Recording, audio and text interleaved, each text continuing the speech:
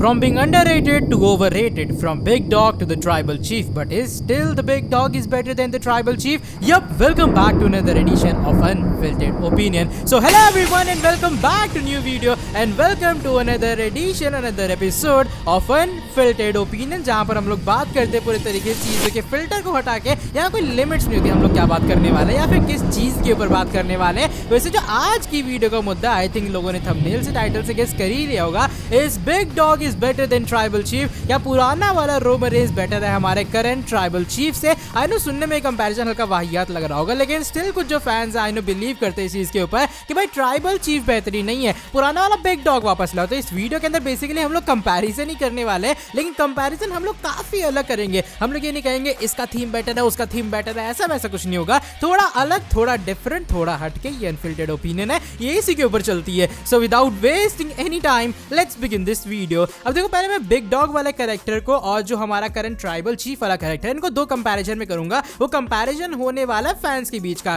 कि जो Indian fans है, मैं इंडियन फैंस क्यों कह रहा हूं क्योंकि हम लोग जानते हैं किसी भी कंपनी के लिए किसी भी चीज के लिए इंडियन मार्केट सबसे बड़ी मार्केट मानी जाती है। तो अगर मैं ये कहूं कि पूरा वर्ल्ड अगर एक तरफ हो जाए और अगर इंडियन मार्केट एक तरफ हो तो सामने वाली कंपनी शायद इंडियन मार्केट को ही प्रेफर करेगी। अगर स्पेशली बात व्यूअरशिप के बारे में आती है, खरीदने के मामले अलग हो जाते हैं, ठीक है। तो यहाँ पर अब चलो बात आती है बिग डॉग वाले कैरेक्टर के बारे में, लेकिन मुझे ऐसा लगता है जो बिग डॉग वाला कैरेक्टर है वो इंडिया में सबसे ज्यादा फेमस था। अगर मैं बाहर के कंपैरिजन की बात करूं यूएसए में अमेरिका में, उससे ज्यादा फेमस वो चीज इंडिया में थी। उसका सिंपल रीजन था, वो था हीरोइक कैरेक्टर, एक हीरो वाला कैरेक्टर था जो कि हम लोग बॉलीवुड मूवीज में देखते हैं। शाहरुख खान है, ऋतिक रोशन है, वो भैया अपने एक तरह कह सकते हो क्रिश वगैरह बन रहे हैं, तो वो क्यों चला था, वो इसलिए चलता है क्योंकि वो हीरोइक कैरेक्टर है। लेकिन on the other hand the tribal chief the head of the table Roman Reigns एक विलन कैरेक्टर है। अगर मैं बेसिकली बात करूं जो 20 से नीचे वाले लोग होते हैं, मैं यहाँ पर थोड़ा एज वाला तो इसलिए ले जा रहा हूँ क्योंकि थोड़ा सिंपल सा नॉर्मल सा फैक्टर है कि जो हीरोइक कैरेक्टर है में ज्यादा पसंद आते हैं, लेकिन धीरे धीरे करके आपको पता लगता है कि विलन एक्चुअल में ज्यादा बेटर है हीरो से। तो मेरे हिसाब से अगर मैं ओवरऑल वर्ल्ड कंपैरिजन की बात करूंगा, जितने भी WWE फैंस हैं मोस्टली जिनकी एज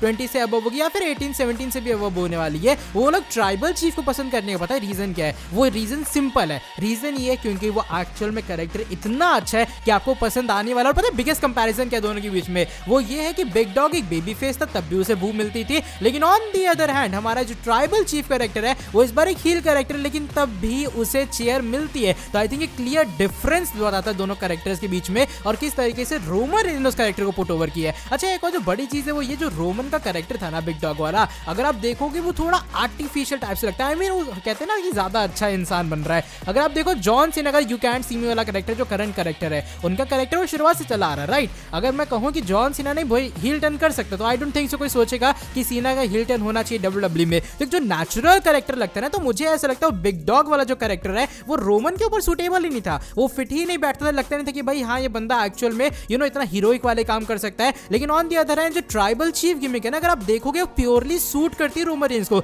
ये वो रीजन है मेरे हिसाब से मेजर क्यों बिग डॉग फेल हुआ था। मैं फेल तो नहीं कहूंगा लेकिन उतना सक्सेस नहीं हो पाया था, और क्यों जो ट्राइबल चीफ वाला कैरेक्टर है वो ओवरऑल ग्लोबली ज्यादा सक्सेसफुल माना गया। अब मैंने इंडिया का कंपैरिजन तो अलग कर ही दिया, लेकिन एक जो बड़ी चीज है वो ये दोनों कैरेक्टर के बीच में जिसमें बिग डॉग बेटर है वो है being underrated in their feuds. क्योंकि अगर मैं देखूं ट्राइबल चीफ वाला कैरेक्टर क्या है, इट्स ऑल अबाउट डोमिनेशन, लेकिन जो बिग डॉग वाला कैरेक्टर है वो थोड़ा था कि हाँ उसमें डोमिनेशन भी दिखती है उस बंदे की, उसमें वो अंडररेटेड वाला कैरेक्टर भी है। लेकिन भाई अगर आप ट्राइबल चीफ में उसे अंडररेटेड दिखाओगे वो कहानी खराब कर देगा यार। WWE दिखाती है उतना मजा थोड़ी आता है, लोगन पॉल आ रहे ब्लड लाइन को पीट के चले जा रहे हैं, हम मैच लॉन्डे ने अच्छा दिया, that's a whole different thing. लेकिन अगर मैं कहूं स्टोरी वाइज में, तो स्टोरी वाइज में अगर आपको पिटना है तो आपको बिग डॉग बनना पड़ेगा, वो चीज सूट करती है। अगर आपको याद हो ब्रॉक और रोमन के सारे फ्यूड्स, उसमें भाई ब्रॉक ने कितनी बार रोमन को धोया यार बिग डॉग वाले को। तो मेरे हिसाब से दिखते रहेगा बेसिक डिफरेंस है दोनों के बीच में कि ट्राइबल चीफ डोमिनेशन वाला कैरेक्टर है, वो अंडररेटेड बन ही नहीं सकता। लेकिन ऑन द अदर हैंड हमारा जो रोमन का बिग डॉग वाला कैरेक्टर था वो एक अंडररेटेड कैरेक्टर ही था, अब धीरे धीरे करके आने वाले टाइम में ओवररेट बन गया था, दैट्स अ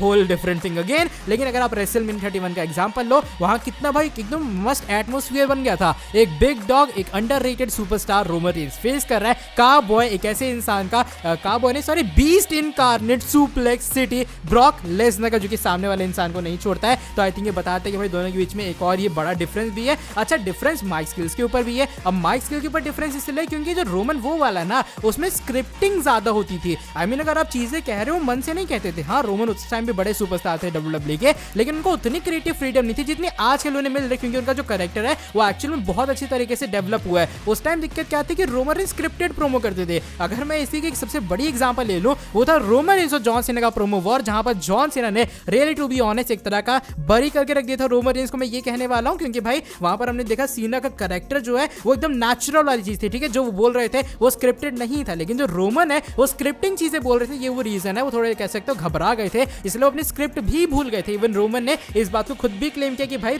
जॉन सीना ने उस टाइम उनकी हवा निकाल दी थी। अब वो वाला आप फ्यूड देख लो, और जो जॉन सीना और रोमन का रिसेंट टाइम में फ्यूड हुआ था जहां पर प्रोमो वॉर इन दोनों के बीच में हुई थी, आप वो वाला फ्यूड देख लो। दोनों के बीच डिफरेंस पता है क्या? नेचुरलिटी का। एक तरह का मैं कहूंगा जो ट्राइबल चीफ वाला कैरेक्टर वो काफी नेचुरल, एक तरह का फिट बैठ है रोमन को। ये वो रीजन है उनको अनस्क्रिप्टेड प्रोमोस करने के लिए मिल रहे हैं, और ये वो रीजन है जो ट्राइबल चीफ वाला कैरेक्टर वो हल्का सा और ऊपर जा रहा है। अच्छा, एक और जो जैसे मैंने कहा कि बड़ी चीज यही है कि भाई जो पीपल है या फिर जो लोग हैं वो चेयर क्यों कर रहे हैं हमारे बिग डॉग को, क्योंकि वो उस टाइम बेबी फेस था, लेकिन धीरे धीरे करके उसे बू मिलने लग गई। On the other hand tribal chief एक विलन है, लेकिन तब भी उसे चेयर मिल रही है। तो आई थिंक ये जस्टिफाई करता है इस फैक्ट को कि हाँ शायद काफी लोगों को बिग डॉग पसंद होगा, लेकिन फिर भी tribal chief is better than big dog. अब बड़ा सवाल ये, क्या आने वाले टाइम में कभी बिग डॉग वापस आने वाला है? क्या कभी भी आने वाले टाइम में एक बार फिर से रोमन का पुराना कैरेक्टर वापस आएगा? तो आई थिंक मैं कहने वाला हूँ यस कि हाँ बिग डॉग वाला कैरेक्टर आने वाले टाइम में वापस आ सकता है, या फिर एक और न्यू कैरेक्टर हमें रोमन रेंस से दिखाई देगा। मैं ऐसे क्यों कह रहा हूँ? देखो, जो ट्राइबल चीफ कैरेक्टर है it's all about domination, right?